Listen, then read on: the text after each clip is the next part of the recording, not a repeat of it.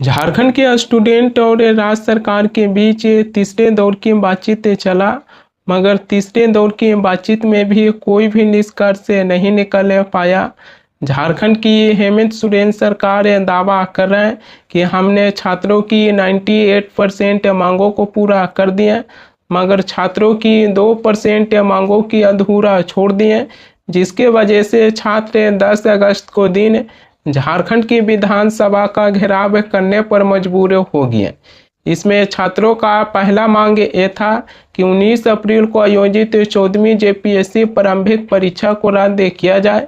झारखंड के मुख्यमंत्री हेमंत सोरेन जेपीएससी परीक्षा को रद्द करने के लिए तैयार हो गए हैं। छात्रों की मांगों पर सहमति भी जताई है, लेकिन असल में झारखंड की छात्र अपनी दो मांगों को लेकर राज्य सरकार के सामने डटकर खड़ा रह गए। झारखंड की छात्रों का पहला मांग ये है कि जेपीएससी और जेएसएससी की परीक्षा में जो गड़बड़ी हुआ है उसकी जांच सीबीआई से करवाने की मांग कर रहे हैं। झारखंड के स्टूडेंट राज्य सरकार से जब बातचीत किए थे, उस बातचीत में भी छात्रों ने इस मुद्दों को पुरजोर तरीके से उठाए थे, मगर झारखंड की हेमंत सोरेन सरकार छात्रों की इस मांगों को पूरा करने के लिए तैयार नहीं है। इसमें सीआईडी के साथ साथ ही ईडी की भी एंट्री हो गया है कि सीआईडी के साथ अभी ईडी भी जांच करेंगे, मगर झारखंड की हेमंत सोरेन सरकार सीबीआई की जांच पर अभी तक रोक लगा रखे हैं। दूसरी छात्रों का मांग है कि जेएसएससी सीजीएल परीक्षा को रद्द किया जाए। छात्रों का राज्य सरकार से ये दो प्रमुख मांग है, मगर झारखंड की हेमंत सोरेन सरकार छात्रों की इस मांगों को पूरा करने से इनकार कर दिया। छात्रों का कहना है कि 2019 के बाद झारखंड में जो भी सरकारी नौकरियां संबंधित परीक्षा हुआ है, उन्हें सारी ही परीक्षा को रद्द किया जाए और ईडी सीबीआई जैसे केंद्रीय जांच एजेंसी से जांच करवाने की मांगे कर रहे हैं।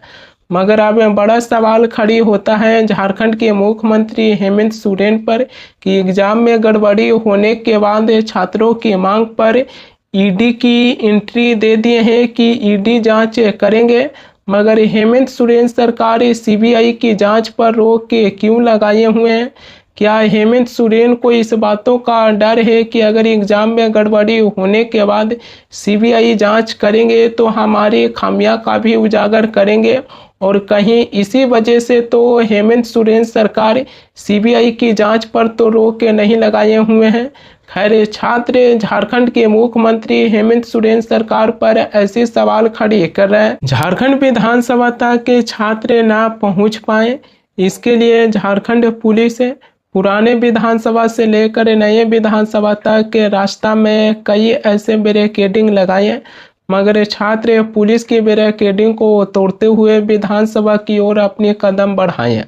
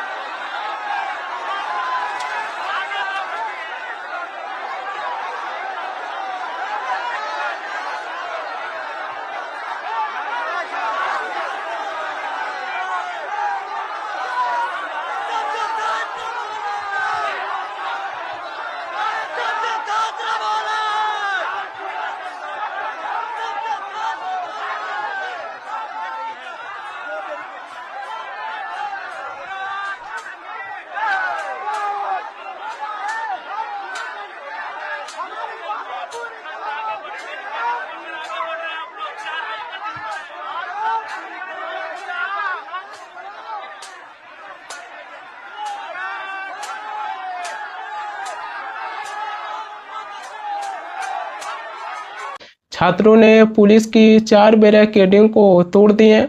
उसके बाद पुलिस छात्रों को ऊपर वाटर कैनन का इस्तेमाल किए, मगर छात्र उस पानी की छिड़काव से पीछे नहीं हटे। छात्र भी अपने मनों में सोच लिए थे कि हमारे ऊपर पानी का छिड़काव कीजिए, लेकिन हम पानी में स्नान करते हुए विधानसभा की ओर मार्च करेंगे।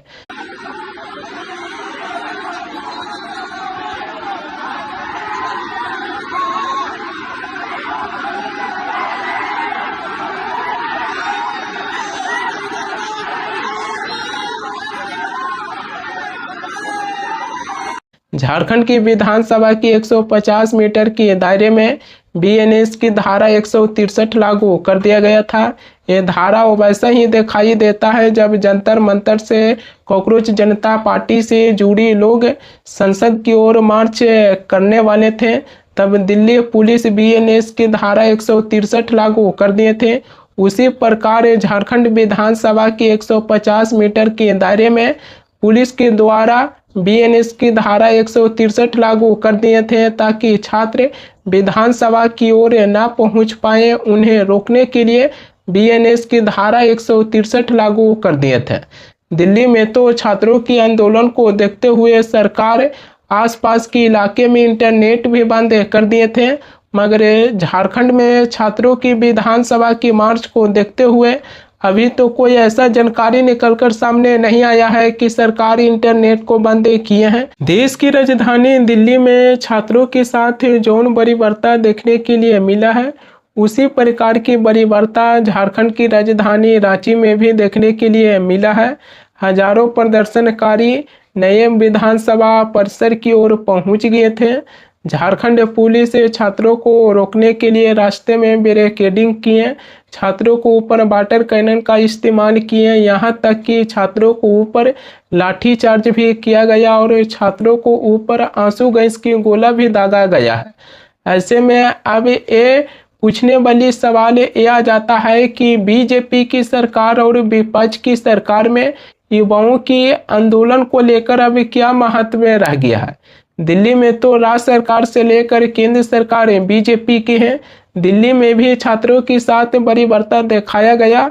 झारखंड में हेमंत सोरेन की सरकार है और वहां पर भी छात्रों को लाठी डंडा और आंसू गैस की गोला उनके ऊपर दागा गया।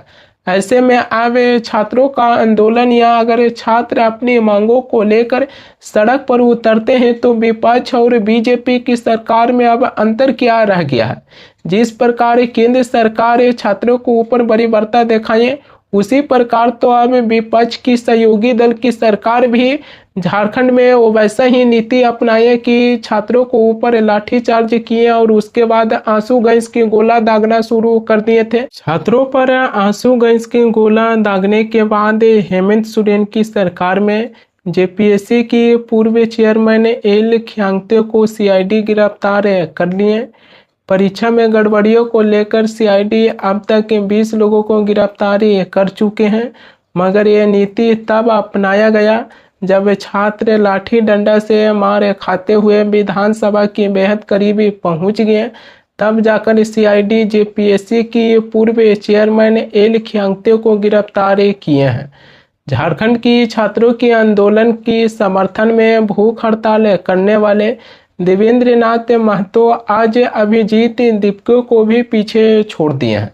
देवेंद्र नाथ महतो शुरुआत की 4 दिनों तक अन्न त्यागने के साथ साथ पानी को भी त्याग दिए थे। सोनम वांगचुक के अपील पर महतो पानी का ग्रहण किए थे, लेकिन उन्होंने अपनी आमरण अनशन को जारी रखे थे।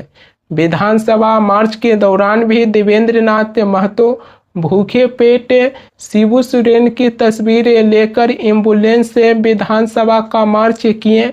उन्होंने विधानसभा मार्च के दौरान भी अपनी छात्र को अकेला नहीं छोड़े, छात्रों के साथ देवेंद्र नाथ महतो दिखाई दिए मार्च के दौरान भी। जबकि जंतर मंतर के आंदोलन को देखिएगा तो अभिजीत दीपके का कहना है कि 3 दिनों तक भूख हड़ताल किए, जिसके वजह से प्रदर्शनकारियों की अगुवाई नहीं कर पाए। झारखंड में यह देखने के लिए मिला कि देवेंद्र नाथ महतो 9 दिनों तक भूख हड़ताल किए, लेकिन झारखंड पुलिस उनको बलजबरी वहां से हटाकर अस्पतालों में शिफ्ट नहीं किए। जबकि जंतर मंतर पर सोनम वांगचुक को दिल्ली पुलिस उठाकर अस्पताल पहुंचा दिए थे।